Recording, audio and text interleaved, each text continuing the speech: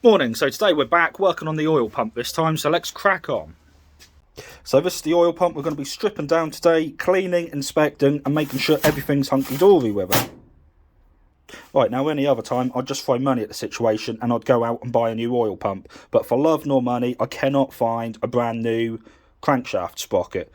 So the safest thing to do here is to keep the wear pattern all the same, keep the matching chain with the matching sprockets, and then that will prevent any more wear occurring.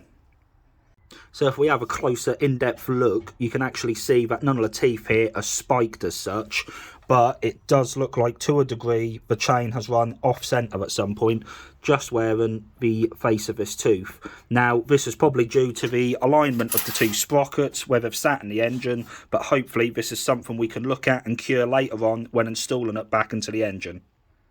But back to the pump itself, the wear on the sprocket here is absolutely going to cause no issues. There's plenty of meat there, teeth are not curling, so we will continue. So first step's going to be to remove all these bolts and split the oil pump itself.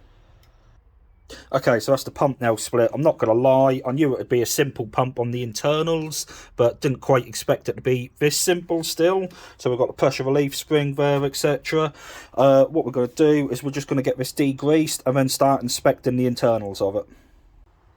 Right, and just to add, before degreasing, obviously remove your pressure relief spring and there is a piston to note which way it goes in the bottom. So I'm just gently pulling that up. Nope.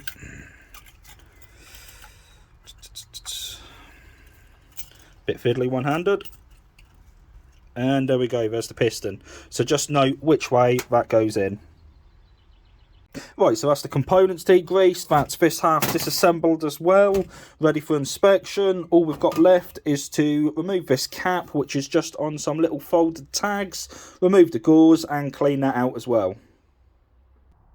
Okay, so with the pickup now separated and all these tabs folded back straight, we can now continue and clean this out as well. Right, so pickup now cleaned, we know that there's absolutely no contaminants throughout the pump. So we can just check for gauze over as well for any holes or any large particles what might have been stuck, but again, absolutely spot on now.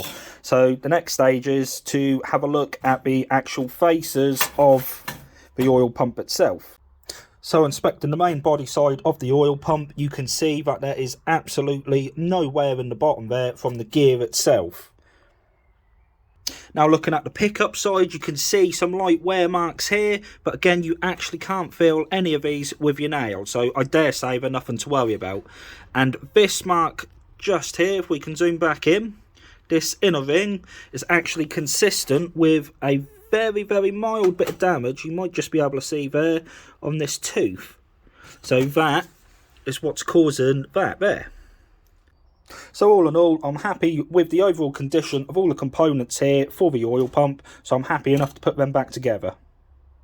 First, I'm just going to have a quick detour though and rip apart this spare oil pump just to see what pressure relief spring it's got in it, as there's rumoured to be a slightly stiffer spring in later on engines.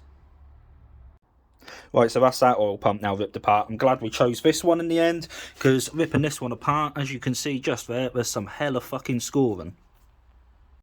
But anyway, back to these pressure relief springs. So the one I was looking for, I believe, was either supposed to be a yellow or red band, something like that on it, which distinguishes it. But yeah, it looks like it's exactly the same spring. I mean, there's no markings on it, and to be honest, to just give it a little bit of a field test, they feel exactly the same. There's supposed to be a pressure difference of a bar in between them, but yeah, there's absolutely no difference here. So I'm going to keep with the original one, which you can see I've just put my own yellow paint on there just to identify it. And yeah, so this pump's now going back together. Right, so first things first, we need to reinstate the gauze and the cap back onto the oil pickup. So pretty simple job. All we're going to do is just flip that over, put that back on, and then all these little tabs here we've got to fold back over so this cap is nice and sturdy. We don't want no rattling around or no looseness there. Right, so that's the cap and the gauze back on the oil pickup. So you can just give the gauze a little wiggle there to see if it's loose at all, but that's nice and tight. As you can see, I've bent all the tabs back over with a pair of pliers. That has caused some mild bite marks, which I've just cleaned up with some emery paper, just to ensure there's no metal contaminants which will be floating around in the bottom end afterwards. Okay, so next we're going to start assembling the actual main body of the oil pump back up. Now I've done the normal, I've got the assembly lube in there, as that will just reduce any friction on first start up until the sucker has built up oil pressure again. So there we are, that's the gear back in there. Now if you remember, we had that little mark on the tooth which just indicated the wear pattern we had on there. So that's showing us which way up that's got to be. And then we have just got this piston plunger. We'll drop him back in. In fact, we'll give that a lube up first. So he's now lubed up and back in there. Then we can drop the spring in, and we can just put this little plunger doohickey back in the end there. Now I've just got to clean off the excess oil here, and then that is ready to be bolted back together. Okay, so just to quickly note, these two faces are actually a lap and fit, so there's no gasket needed there.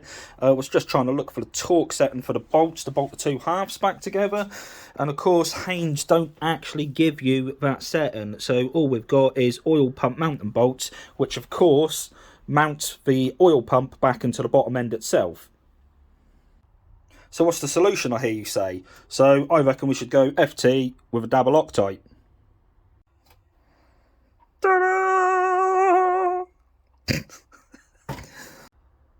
Okay, so that is literally the oil pump now done. As you can see, I've done my usual OCD paint marks just to give me a witness in case anything ever comes undone. But yeah, that's it. So cheers for watching, guys. Catch you later.